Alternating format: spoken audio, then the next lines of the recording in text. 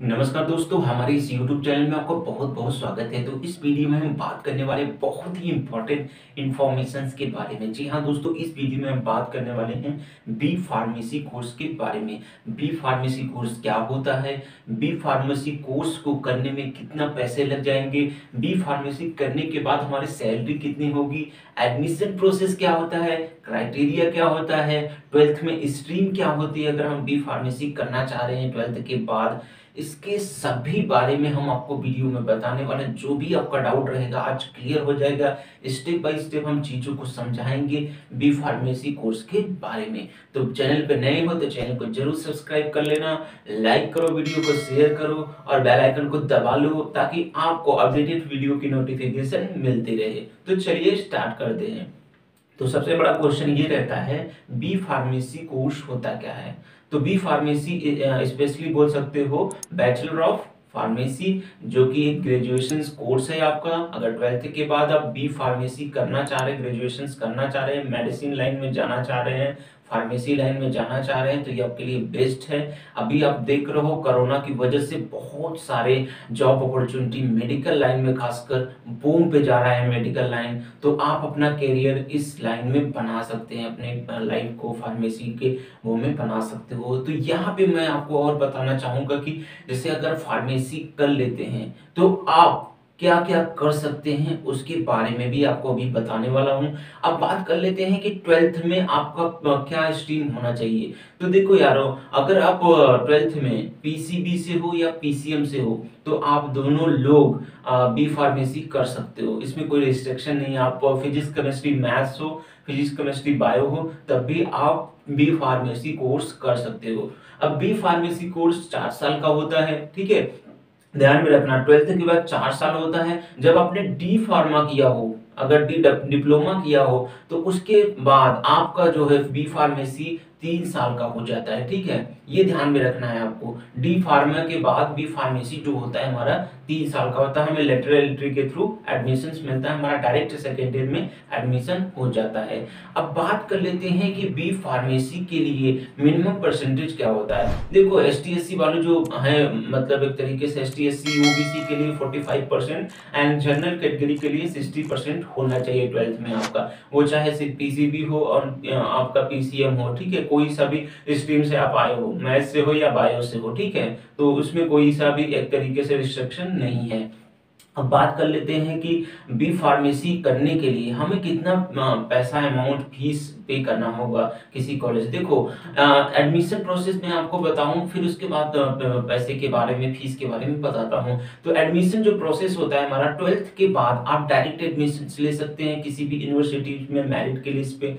And second जो होता है आपका एंट्रेंस एग्जाम, आप एंट्रेंस एग्जाम क्लियर करो, देन उसके बाद आप एक अच्छे कॉलेज से, अच्छे गवर्नमेंट कॉलेज से अपना बी फार्मेसी कंप्लीट कर सकते हो, ठीक है। हर एक स्टेट के जैसे अलग अलग एंट्रेंस एग्जाम होते हैं, ठीक है। वो चाहे आप यूपी से हो, एमपी से हो, महाराष्ट्र से हो, हरियाणा से हो, गोवा से हो, तो हर एक स्टेट का अपना एक अलग एंट्रेंस एग्जाम होता है गवर्नमेंट कॉलेज के लिए। तो आप एंट्रेंस एग्जाम क्लियर करके अपना बी फार्मेसी कंप्लीट कर सकते हैं अच्छे कॉलेज से।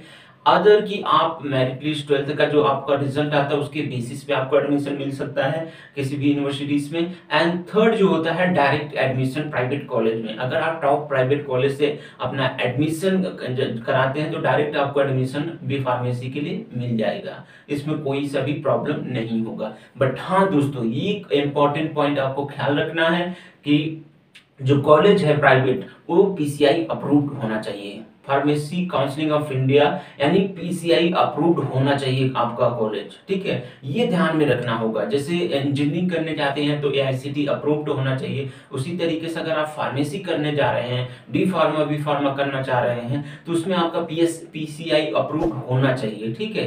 ये चीज आपको बहुत ध्यान में रखना है अगर आप प्राइवेट मतलब कॉलेज में डायरेक्ट एडमिशन के लिए जा रहे हैं ट्वेल्थ के बाद, ठीक है। अब बात कर लेते हैं फीस के बारे में, फीस क्या होनी चाहिए, ठीक है। फीस क्या होती है बी फार्मेसी का। देखो यार, अगर आप अच्छे प्राइवेट कॉलेज से ले रहे हैं, ठीक है, अच्छे प्राइवेट कॉलेज से डायरेक्ट एडमिशन ले रहे हैं, तो आपकी फीस लगभग 70 से 80 हजार रहेगी एक साल की, ठीक है। तो सेमेस्टर वाइज जो आपका, सपोज करो मैं ये हर एक कॉलेज का अलग अलग फीस होती है, मैं एक एवरेज बता रहा हूँ।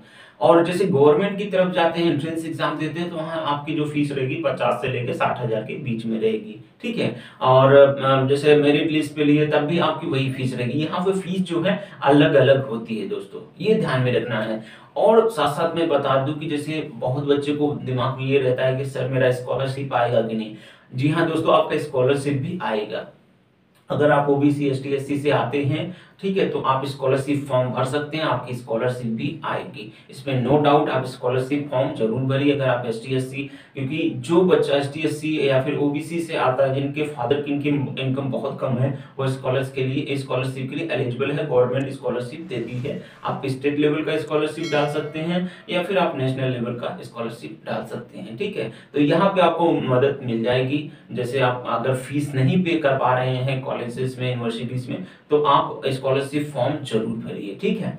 अब बात कर लेते हैं कि बी फार्मेसी करने के बाद हमारे जॉब वो मतलब कहाँ पे कर सकते हैं। देखो यार, एक तो आपको लाइसेंस मिल जाएगा मेडिकल खोलने का, ठीक है। आप जानते हैं मेडिकल पे कितनी कमाई होती है, और इस समय खासकर जब कोरोना वायरस चल रहा है तो यहाँ पे रिक्वायरमेंट बहुत ज्यादा बढ़ चुकी है, ठीक है। और दूसरी चीज है कि एमआर बन सकते हैं, ठीक है, मेडिसिन रिप्रेजेंटेटिव बन सकते हैं, ठीक है। ये चीज आपके लिए अपॉर्चुनिटी रहेगी। आप हॉस्पिटल में, गवर्नमेंट हॉस्पिटल में वर्क कर सकते हैं, प्राइवेट हॉस्पिटल में वर्क कर सकते हैं, फार्मा कंपनी में वर्क कर सकते हैं। तो ये बहुत सारी अपॉर्चुनिटी आपके लिए रहेगी।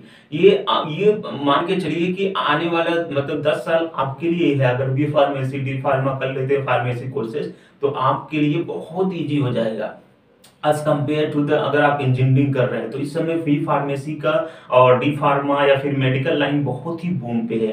अब बात कर लेते हैं कि आपकी सैलरी क्या रहेगी। देखो यार, इनिशियली अगर जैसे मतलब मैं बात करूं without experience as a fresher, तो आपका जो सैलरी रहेगी 15,000 से लेके 20,000 के बीच में रहेगी। अगर आप एक तरीके से आपके कॉलेज से अच्छा कंपनी में प्लेसमेंट हो गया तो वो अलग ही रहता है आपका।